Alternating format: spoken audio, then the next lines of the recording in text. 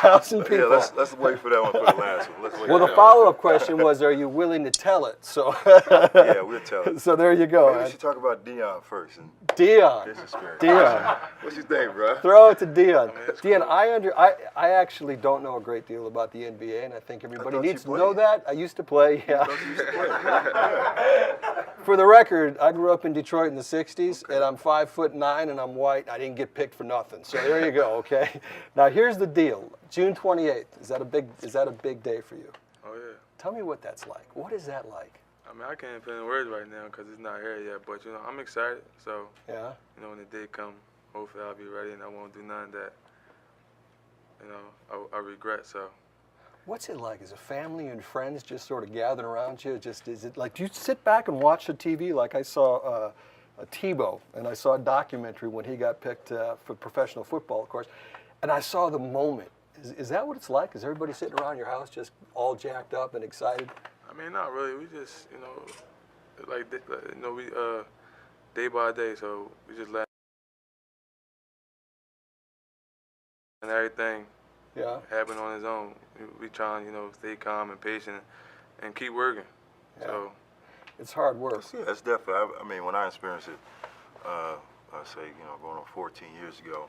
I mean, you just got your family, your friends around that's really there to support you. Right. I had the opportunity to be in the green room, and you just interacted with all the players, and it's something that, as a kid, you dream for this type of stuff to happen. Yeah. And I know it's the same for Dion. Right. I mean, it's an opportunity where, not too many people get this opportunity Yeah, to you do got this. that right. You got that From right. Chicago to where he came from Philly, it's just the way it is. Yeah. So being able to do that and have the opportunity to a childhood dream and get that opportunity, get that call. I mean, it's such a blessing, man. And I know what he's going through because he's in this process now. Right. It's all about the workout mode to get ready Right. and to work out with the teams, and that is the opportunity for him to push this level up at the draft status. And I mean, he's doing a great job out here with Joe Abudasar, who's going to work with him. So, I mean, I know what he's going through. Everyone's just waiting and Butterflies. yeah, I mean, he's excited though. Yeah. Like I was excited. He's going to be excited for that. His family is going to be excited for him. So, I mean, I think that's the best thing, having my family out here to keep me level here. Yeah. So, so I won't be thinking about that. Right. I have my family out here, we laugh and joke about different things, and I just focus on the NBA. I see Pops over there too. Yeah, Pops, Pops what's up, man? Pops over there chilling. Families, everything. So for those that don't know, like me, do you really not have any idea who's going to pick you, or is it kind of a preconceived thing? I might get into these 3 teams, I might get into these 4, or is it just open game? You got no. Open. You Really? never know.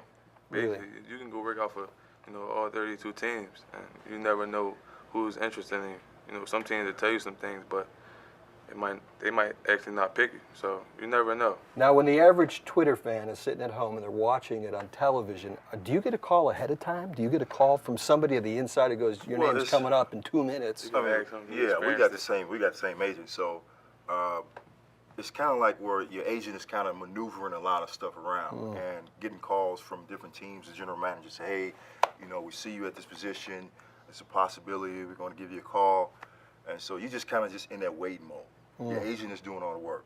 He's, he'll be in the green room with a suit on, looking nice, Pops and his family, just waiting. But he's just sitting 10 there different waiting. ball caps. You know what I mean? Just waiting.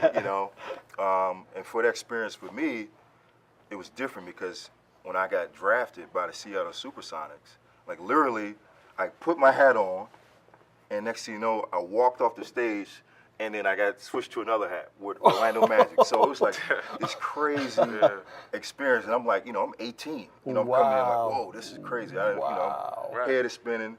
Wow, So what a moment. It's just a crazy Now, ordeal. why did that happen? I'm curious. So you can get picked and it can Yeah, get you could traded get traded right. You could get traded on right the from way there. to the stage. Yeah, way to stay. I hugged David Stern, and walked 2 steps down, and I got my hat switched. Do over. Yeah. So Wow. it was cool. Went to Orlando, had a great opportunity there first, and it was Doc Rivers, first time, who's right now with Boston, that's in the playoffs, but it was his first year as a coach. So and he's from Chicago. I mean, it was a cool experience for me personally. Now, what's that like? You grow up in Chicago. You're looking at Michael Jordan. You got to be your whole life. I looked at Michael Jordan and went, this guy's from a different planet, right? And now he owns the team that you're playing on. What's that like for you? Man, it's a great experience, man, because I had an opportunity to see him a lot growing up and being able to go to games, being able to, get some of the Michael Jordan kicks that he had. I mean, you can't really, it's just a strange, surreal type of feeling. I'll and, bet.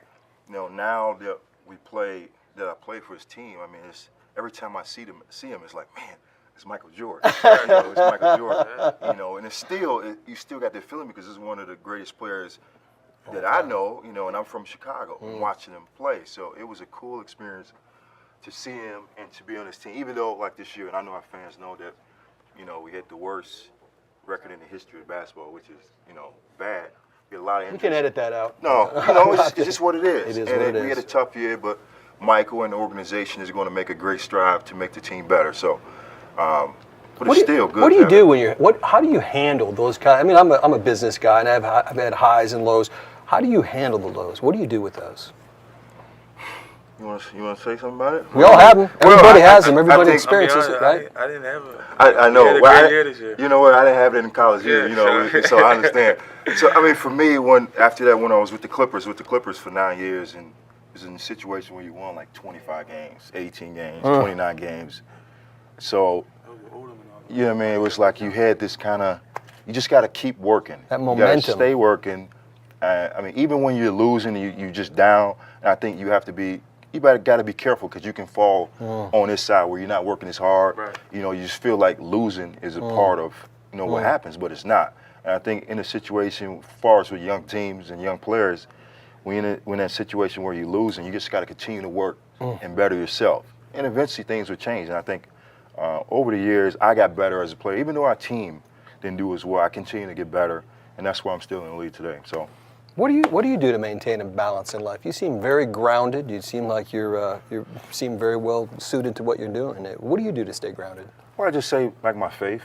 My faith in God just keeps me strong, keeps me grounded, and I think that's very important. I got a great supporting cast. That's just like outstanding. Dion. He has a great supporting cast that that can actually take away from all the stress of basketball and just life in general, and that's very important. I mean, most people don't understand that we're in a very stressful job each and every day. Can't imagine. People love to play this sport, but it's very stressful. It's a lot of stuff you got to do with traveling. He haven't even experienced this yet. Right. Where you're playing 82 games and not including the preseason and all the travel. I mean, you fly to New York one day, you in Philly the next day, and then next you in Cali.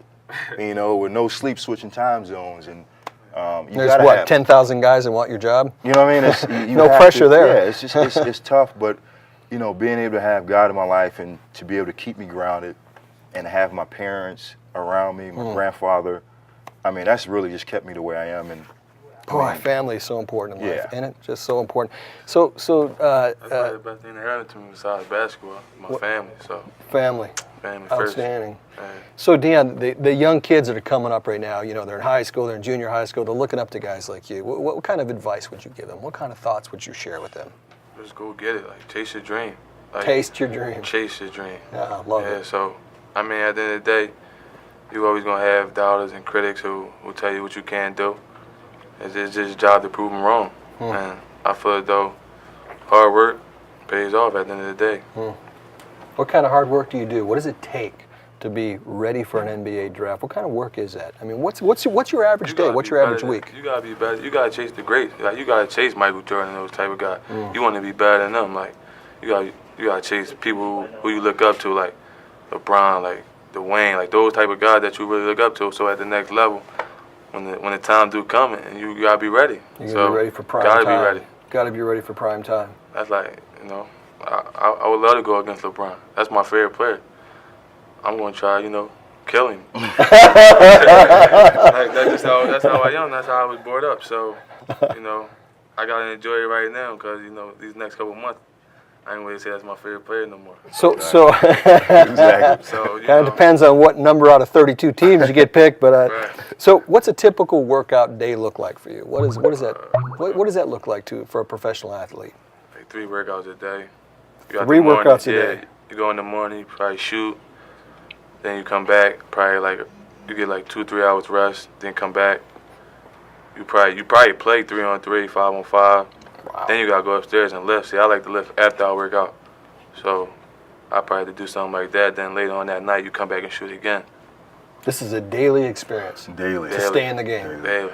Unbelievable. You gotta. It's mostly you gotta make it a lifestyle. It's not just what you do. And right now he's in a position where you have to make this a lifestyle. So it's not that you just out there just trying to get better for your sport. Right. And if you have that transition where you make it your lifestyle, you're just going to do it. It's on call. It's just part of your regimen. Right. You know what I'm saying? I know that's what you're going to do, and it's going to make it easier. You know, some guys, they come in, they get in shape just because it's the basketball season, and then when the season over, they're like, you know. So you gotta have both of those. You gotta be able to work out when the season's over, just to have that focus. And I know, you know, for you, it's a challenge, man. That's definitely a challenge. I know you're gonna be ready. I know how these workouts are. So. You know, there's Twitter fans all over the world right now. They're trying to follow you. You guys both have Twitter accounts, I'm assuming, and yours is? At Ghost C5M.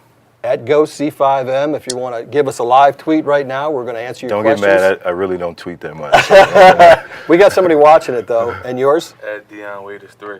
At Dion Waiters 3. You know what? And some of these people are giving us some really interesting questions. You didn't want to answer the first one.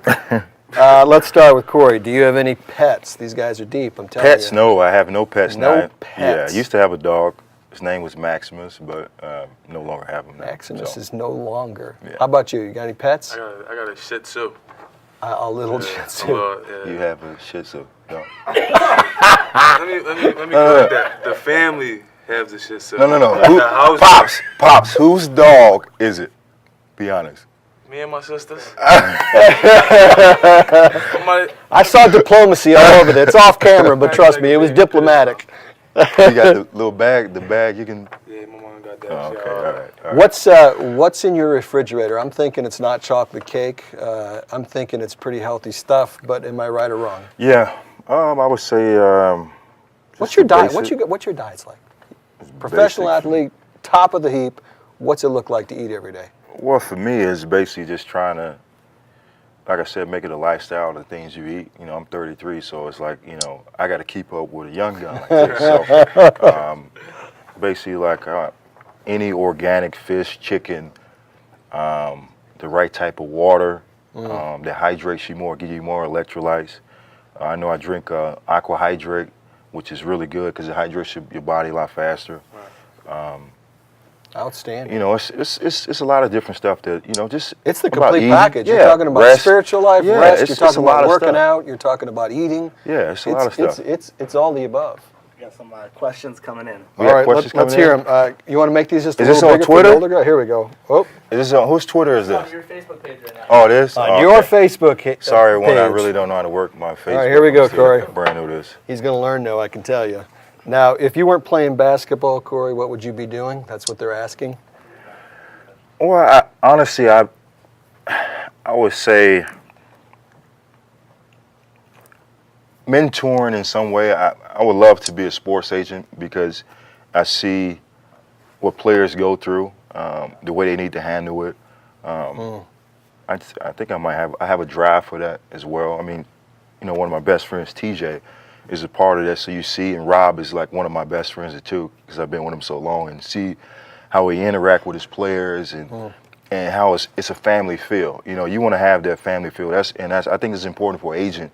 You know, you need to have that because most guys have an agent is just the guy to do your contract, and then you don't hear from him. Right. You know, and for Rob, you know, we got the same guy, Rob. You know, you got Kobe and Durant now, and James Harden, the guys in the playoffs.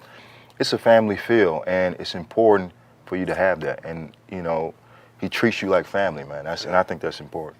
Talking about the world-class sports agent, TJ Doyle, is out in the audience here somewhere, I believe. It's all about TJ right now. Here's another follow-up. At what age did you realize your faith would keep you grounded? Want to start with Dion? Not too long ago, be honest. Not too long ago? Yeah. Audiences love honesty. So it's a relatively new thing. Yeah. Awesome. Welcome to the next level. How about you? I would say like around 20